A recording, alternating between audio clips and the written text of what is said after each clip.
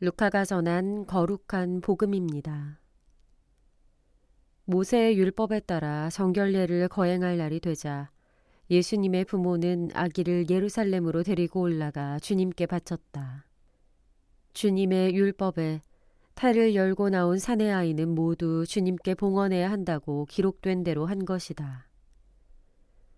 그들은 또한 주님의 율법에서 산비둘기 한 쌍이나 어린 집비둘기 2마리를 바치라고 명령한 대로 제물을 바쳤다.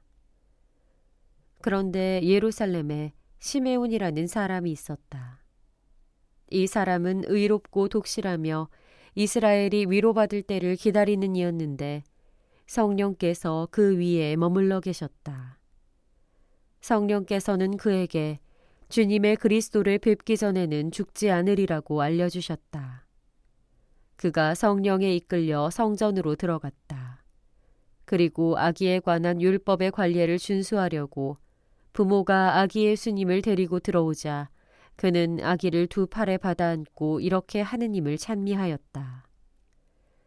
주님, 이제야 말씀하신 대로 당신 종을 평화로이 떠나게 해 주셨습니다. 제 눈이 당신의 구원을 본 것입니다.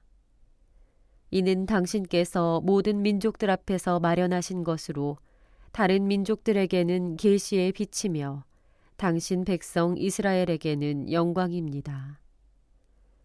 아기의 아버지와 어머니는 아기를 두고 하는 이 말에 놀라워하였다. 시메온은 그들을 축복하고 나서 아기 어머니 마리아에게 말하였다. 보십시오.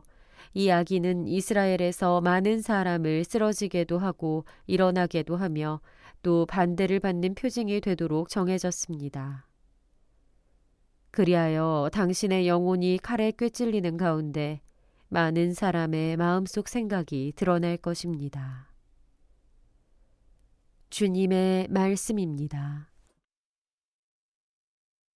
선미 예수님, 차동욱 시몬 신부입니다.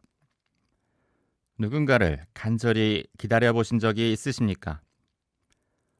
살면서 가끔 보고 싶은 사람이나 좋은 일을 기다려보신 적이 있을 것입니다. 기다려보면 알겠지만 어느 시의 한 구절처럼 기다림은 굳이 만남을 목적으로 하지 않아도 기다리는 그 순간부터 행복을 가져다 줍니다. 기다리기 시작했다는 것, 희망하고 있다는 것이며 행복하기 시작했다는 것입니다. 루카복음에서는 예수님의 성탄 이후에 평생을 두고 예수님을 기다려온 사람들의 이야기를 전합니다.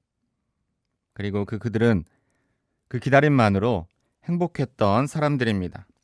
바로 시메온과 한나입니다. 둘 다 참된 예언자였습니다. 왜냐하면 그들이 기다린 것이 헛된 것이 아니라 진정한 세상의 구원자 예수님이었고 정말 예수님은 그들의 눈앞에 보란 듯이 나타났기 때문입니다. 사실 인생의 마지막 순간에서야 예수님을 만난 이들에게 외형적 삶의 변화는 없었을 것입니다. 오늘 복음 역시 예수님을 만난 시메온의 감격을 그의 말을 통해서만 전할 뿐입니다. 그들이 만난 예수님은 어린 아기 예수님이었고 이후 예수님의 죽음과 부활 사건을 지켜볼 만큼 오래 살지도 못했을 것입니다. 그래서 이 순간이 이 지상에서는 인간적으로 예수님과 인연을 맺는 처음이자 마지막이었습니다. 하지만 그들의 삶의 의미는 그것으로도 충분했습니다.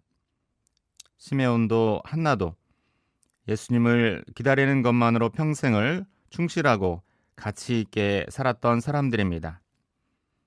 그렇기에 예수님을 만나서 별다른 일이 없다 하더라도 자신들의 오랜 삶의 가치를 예수님 앞에서 직접 확인할 수 있는 기회를 얻었기에 그들의 삶은 참으로 축복되었습니다.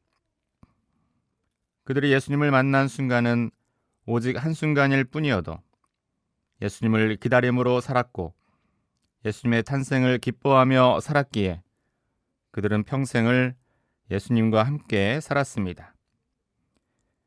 이렇게 예수님을 기다리는 삶은 그의 삶이 아니라 이미 예수 그리스도의 삶입니다.